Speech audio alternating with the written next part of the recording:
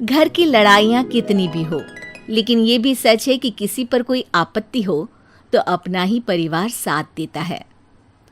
भैया, मेरे पीछे पुलिस लगी है, प्लीज मुझे बचा लो।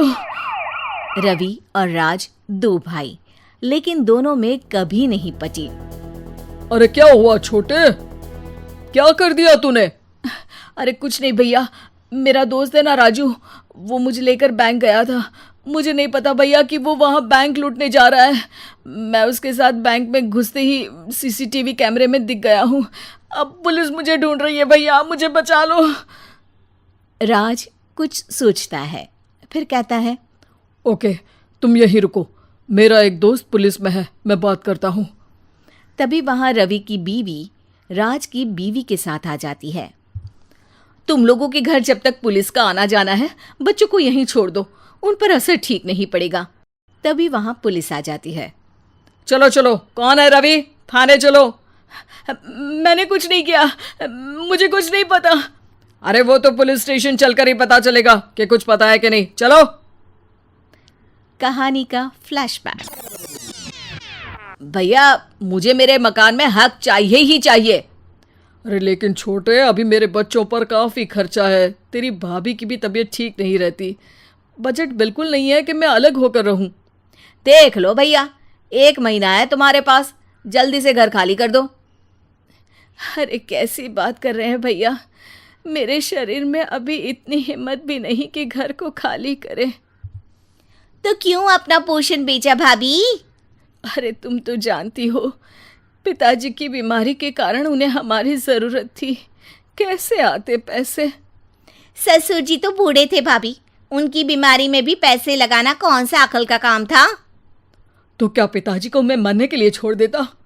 अरे रवि, तू तो समझ, पापा को हमारी ज़रूरत थी, उन्होंने हमारे लिए हर वो काम किया जिससे हमें खुशी मिले।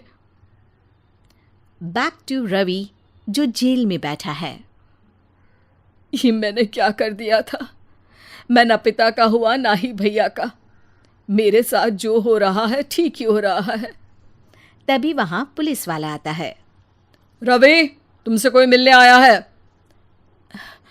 भाभी, आप यहाँ क्यों आई? पुलिस स्टेशन है ये भाभी।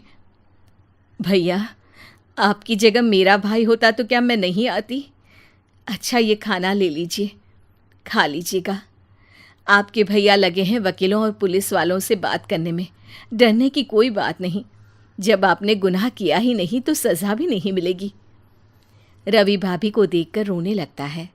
घर में साक्षी चुपचाप बैठी होती है कि तभी सोनम कहती है, अरे साक्षी, क्या हुआ, परेशान क्यों हो रही हो? भाभी, अभी अभी पुलिस स्टेशन से खबर आई है, इन्हें बड़े जेल में शिफ्ट किया जा रहा है। मैं क्या करूंगी भाभी? रो मत, हम अच्छे से अच्छा वकील करेंगे। लेकिन उसमें तो बड़े पैसे लगेंगे दीदी, हम इतना पैसा कहाँ से लाएंगे? अरे क्यों, ये मकान है ना, और मेरे कुछ गहने भी हैं। साक्षी की आंखों में पानी आ जाता है। पर दीदी, ये तो आप और भैया की मेहनत की कमाई है। पापा के बाद भी तो हम लोगों का सब खत्म हो गया था। पापा को तो बचा नहीं पाए, लेकिन भैया को ज़रूर बचा लेंगे, और भगवान चाहेंगे ना तो दोनों भाई मिलकर इससे भी बड़ा मकान खड़ा कर लेंगे। साक्षी। थोड़ी देर में राज वहाँ आता है। सोनम सही कह रही है साक्षी, पैसों की कमी के कारण किसी भी बेगुनाह को सज़ा नहीं मिलती। राज एक अच्छा सा वकील करता है। सोनम और साक्षी बचाए पैसे और अपने गहनों को बेचकर रवि का केस लड़ते हैं और जल्द ही रवि जेल से बाहर आ जाता है।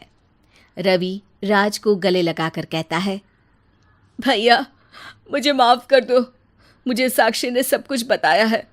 भैया, आपने मुझ पर विश्वास किया, मेरे लिए दिन रात मेहनत की, भाभी ने अपने गहने तक बेच दिए। भैया, आपने तो पापा के लिए भी पैसे नहीं देखे, लेकिन मैं बहुत ही सेल्फिश निकला। भैया, एक आखिरी बार मुझे माफ़ कर दो, मैं शर्मिंदा हूँ। अरे भाई, अपने तो अपने ही होते हैं, पापा ने हमारे लिए क्या नहीं किया, ये तुम्हें बताने की ज़रूरत नहीं है मुझे। और फिर तू तो मेरा भाई है, पैसे से बढ़कर रिश्ते होते हैं भाई।